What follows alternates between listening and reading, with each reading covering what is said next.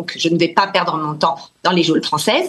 Et puis, la France, dans l'état dans lequel elle se trouve aujourd'hui, ne me manque pas foncièrement. Quelqu'un qu'on sait qu'il a été condamné parce qu'il a touché à des gamins et qu'il est à la télé, il passe le matin pour nous dire « Coucou, bonjour les amis !» Impossible chez nous, impossible.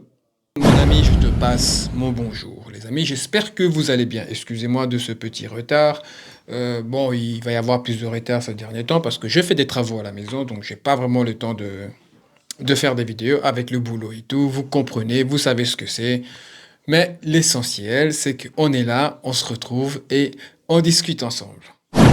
Les amis, le député israélien d'extrême droite, Simcha Rothman, a déclaré que le génocide mené par Israël devait servir de modèle.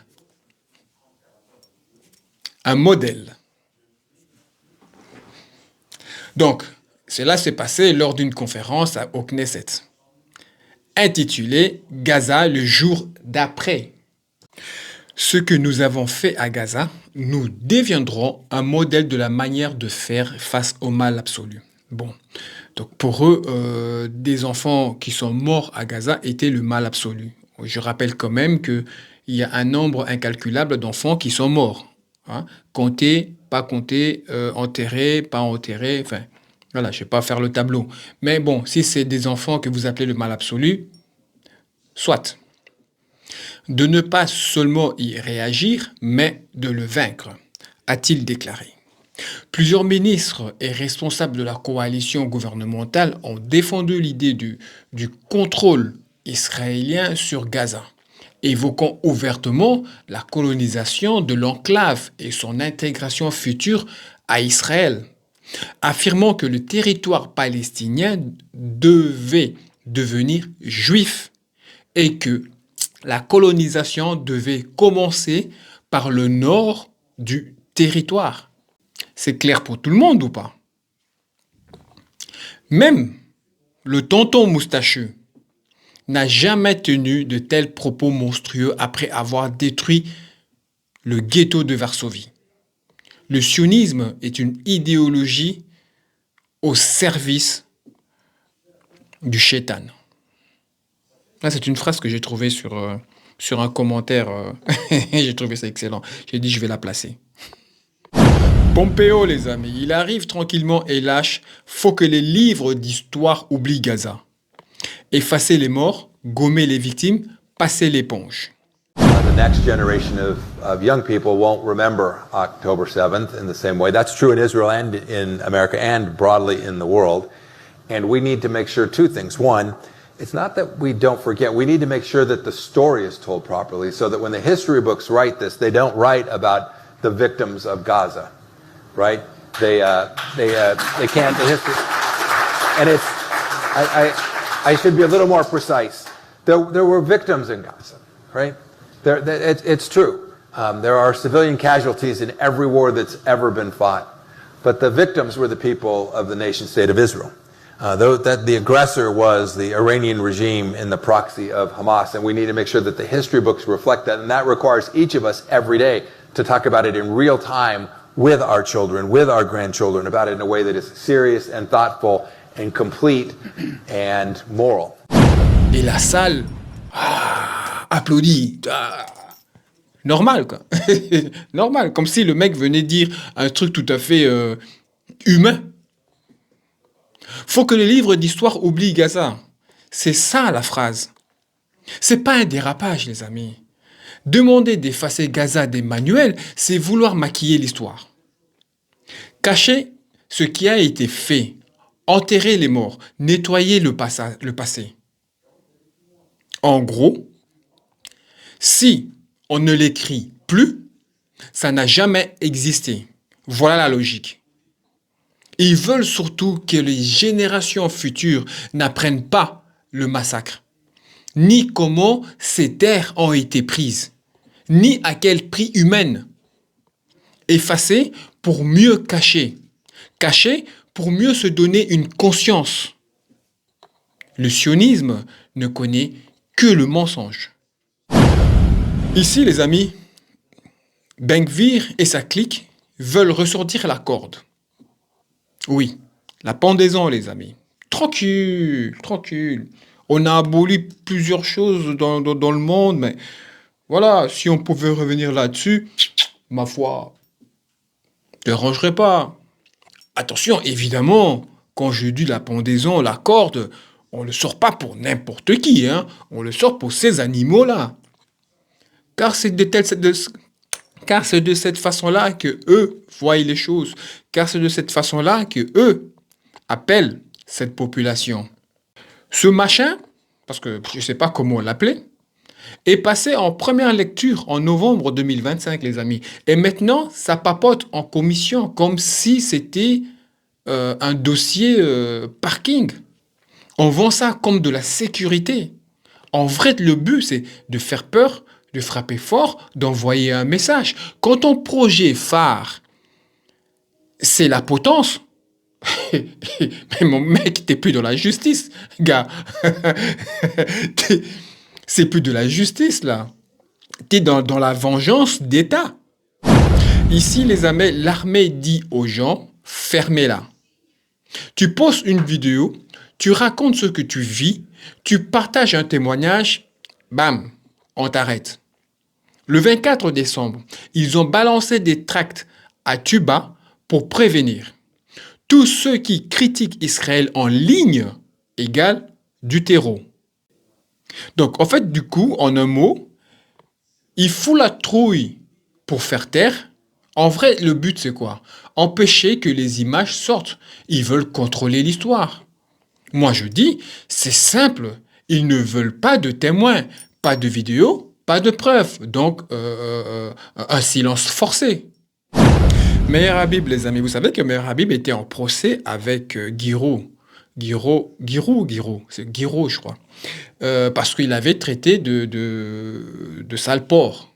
Vous vous rappelez de cette histoire? Ils étaient je ne sais plus, à l'Assemblée ou quelque chose comme ça, au Parlement. Bref, il a traité de gros porc, en tout cas. Mais je signale quand même, hein, juste pour revenir à l'anecdote, si vous regardez la vidéo, c'est Meir Habib qui commence hein, les problèmes. Hein. C'est lui, au fait, qui vient chercher Guiraud, qu'il était tranquillement en train de faire son interview. Hein. Juste pour remettre le cadre. Bon, si je mens, allez voir la vidéo et faites-vous votre propre avis. Donc, du coup, Guiraud l'avait traité de gros porc. Donc, on a demandé à Guiraud dans différents plateaux télé, est-ce qu'il va s'excuser? Il a dit, oui, évidemment que je vais m'excuser. Et effectivement, Guiraud s'est excusé. Il s'est excusé auprès de tous les porcs de France pour les avoir traités de gros porcs. Donc, ils ont été jugés. Et apparemment, Guiraud a été relaxé parce que le caractère antisémite n'a pas été tenu. Monsieur Habib, une petite réaction s'il vous plaît? On va attendre le verdict. Oui, dans quel état d'esprit vous êtes? Prudent. On va essayer de faire confiance à la justice. Traiter quelqu'un de cochon, de porc, c'est la plus vieille insulte antisémite pratiquement du monde. On va respecter la loi. Chacun a vu ce qui s'est passé. C'est une décision. Et je suis triste.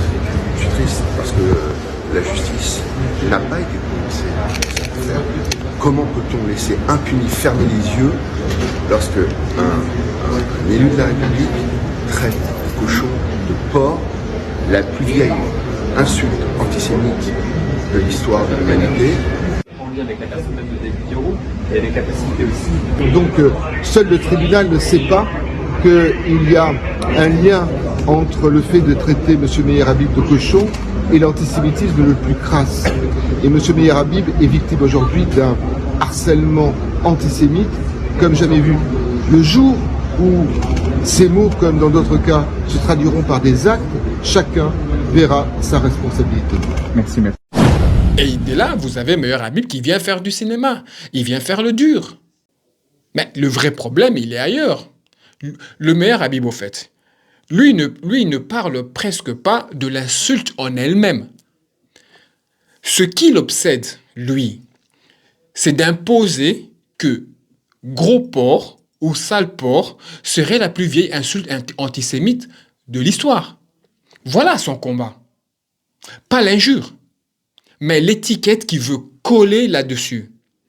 En gros, il cherche euh, moins à dénoncer qu'à faire accepter une lecture. Tout devient ensuite antisémite. C'est ça le fond du délire, les amis. Forcer le cadre, marteler le mot, transformer n'importe quelle attaque en affaire communautaire. C'est grave, c'est une obsession. C'est une obsession. Si c'est reconnu antisémite, eh bien voilà, il peut pleurnicher. Voilà, encore nous, voilà, on nous a maltraités d'antisémites. Et voilà. C'est débile. Nili Nouri, vous la connaissez. Franco-israélienne, défie la justice française.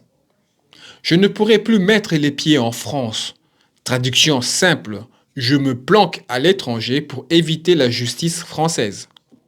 Non, il y a déjà 3 personnes qui ont été convoquées, par contre, en France, qui ont subi des interrogatoires dans mon entourage, dans l'association Israelis Forever que je dirige et dont nous avons une section en France.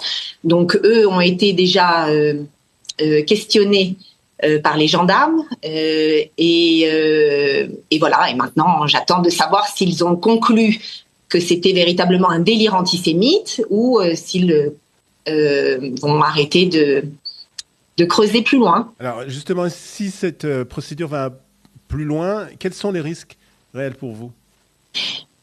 Bon, pour moi, je vais vous dire sincèrement, le risque, c'est que je ne pourrai plus mettre les pieds en France parce que je n'ai pas l'intention d'aller dans les geôles françaises, ni en garde à vue, ni autre chose, puisque en plus, c'est le pôle de crimes contre l'humanité qui est impliqué, donc ça voudrait dire une possibilité de mise en garde à vue de 96 heures.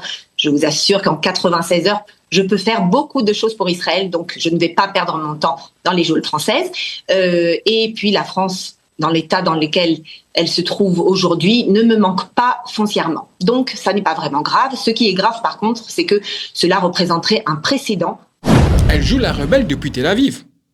En vrai, le but, échapper au jugement tout en continuant à toucher de l'argent public français via son assaut défiscalisé.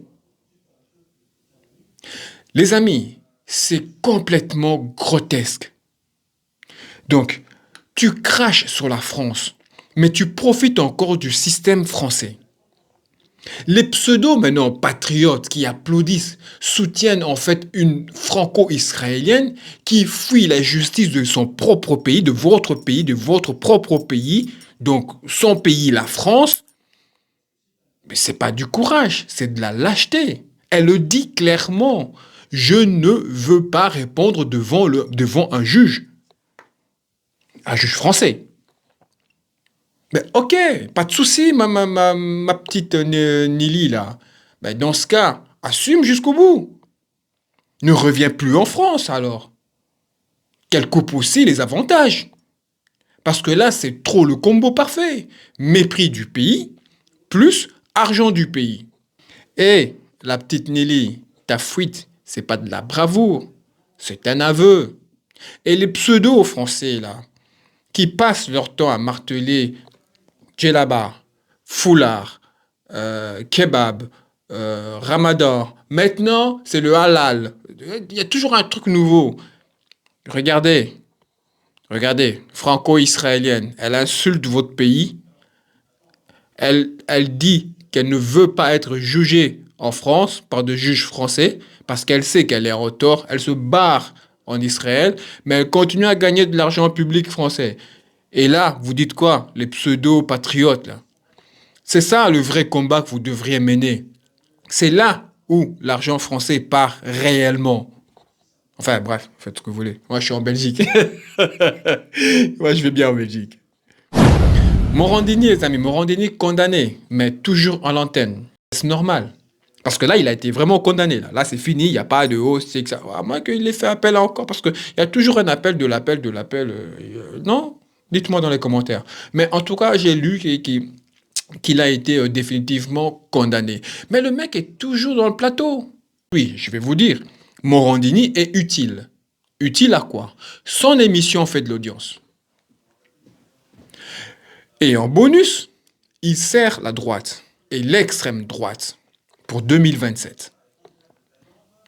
C'est pas une erreur, c'est une stratégie. Tant que ça buzz et que ça alimente le camp, on le garde simplement. Soyons sérieux 2 secondes, les amis. Ça ne vous retourne pas l'estomac? Des gens se lèvent le matin, vous vous levez le matin, allume la télé et vous écoutez pépère un type condamné pour abus sexuels sur des mineurs. Et il est là en train de vous donner des leçons. Vous le regardez sans bugger, sans vous dire ce mec a touché à des gosses et pourtant tout roule. Café, tartine, la morale, le matin, je sais pas, à 9h ou 10h là qui passe. C'est ça le niveau de la télé française aujourd'hui. On a normalisé l'inacceptable. C'est pas juste choquant, c'est glaçant. Les amis, vous passez vos journées à attaquer les musulmans. Franchement, montrez-moi une seule personne condamnée pour des attouchements mineurs dans une chaîne d'un pays musulman qui passe à la télé. Ou non. Ou même en Afrique. Hein. Même en Afrique noire. Là.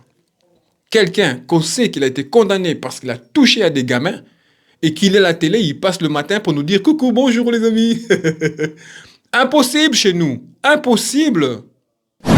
Voilà les amis, j'espère que vous avez apprécié cette vidéo autant que j'ai pris plaisir à la faire pour vous les amis. J'essaie de faire des vidéos un peu plus courtes les amis pour que vous ayez le temps de tout regarder parce que 20 minutes, 25 minutes c'est trop long. Parce que même moi je ne regarde pas une vidéo 25 minutes donc je pense que ça doit être le cas pour tout le monde. Enfin bref, vous m'avez compris. Vous m'avez compris. La vidéo est maintenant terminée les amis. La discussion continue dans les commentaires les amis. Mettez des pouces bleus, abonnez-vous pour soutenir la chaîne. Et on se retrouve d'ici quelques jours. En attendant, paix sur vous.